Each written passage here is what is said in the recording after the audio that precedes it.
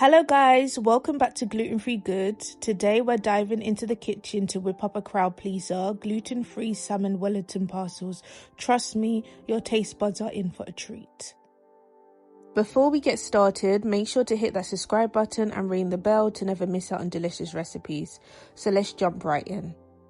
First things first, let's create that flavor-packed spinach mixture. In a pan over medium heat, drizzle some olive oil. To this, I'm adding 2 chopped shallots and 3 crushed garlic cloves.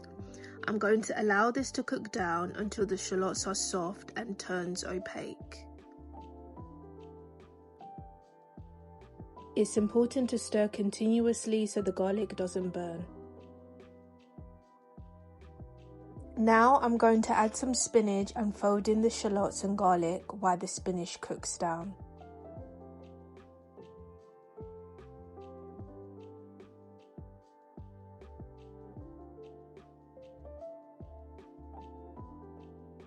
After the spinach has fully wilted down like this, I'm going to allow it to cool for 15 to 20 minutes. Now for the salmon, I'm using 3 fillets. You want to deskin them by laying the salmon skin side down on a chopping board. Take a sharp knife and slide it between the skin and the flesh at a slight angle. You want to use a gentle sawing motion, keeping the knife close to the skin and working your way along the fillet, pulling the skin as you go. Once the fillet is deskinned, then chop the fillet into bite-sized pieces. Now we need to spice up that salmon with some seasoning. Now feel free to season with salt and pepper if your spice rack isn't as adventurous or you just don't like a lot of spices in your food. But I'm going in with some crushed sea salt and black pepper.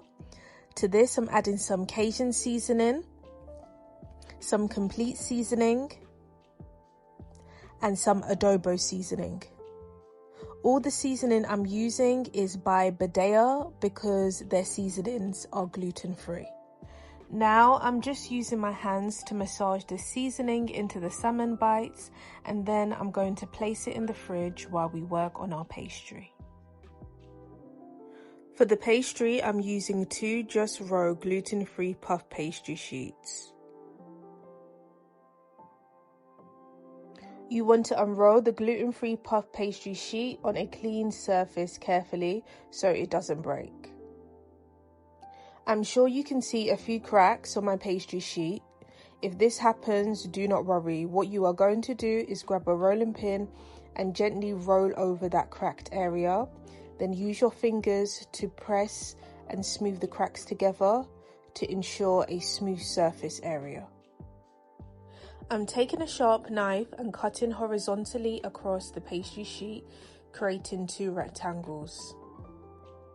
Now I'm going to start by folding one corner of the pastry sheets diagonally towards me to create a triangle. Then I'm going to use a knife to cut out the shape.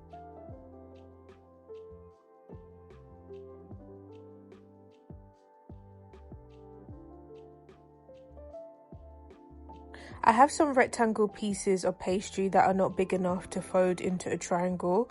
To combine them, I'm placing the edge of one rectangle on top of the other and then rolling back and forth with my rolling pin to stretch and join them together.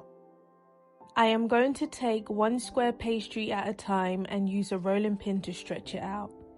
Then repeat the diagonal fold and cut as shown earlier.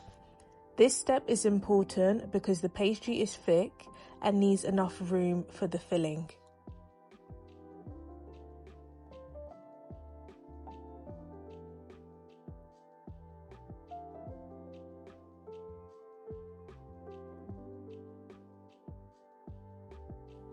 In a large bowl, place some garlic and herb cream cheese and add the spinach that we cut down earlier with the garlic and the shallots.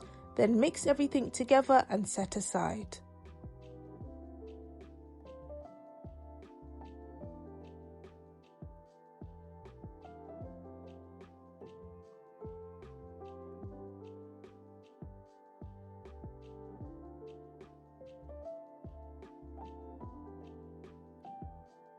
Now it's time to assemble those salmon parcels. Grab a gluten-free puff pastry sheet and unfold the triangle. Place a seasoned salmon piece in the center and spoon some of that spinach and cream cheese mixture on top of the salmon. Seal the parcels by folding over one side of the pastry, then crimping the edges with a fork using a press and drag motion. Next, get a butter knife and score the parcel with 3 lines.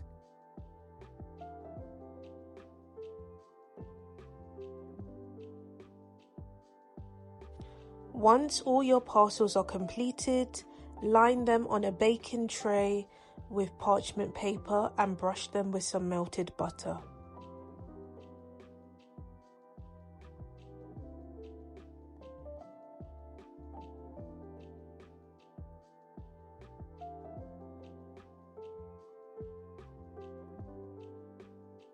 And there you have it, gluten-free salmon parcels.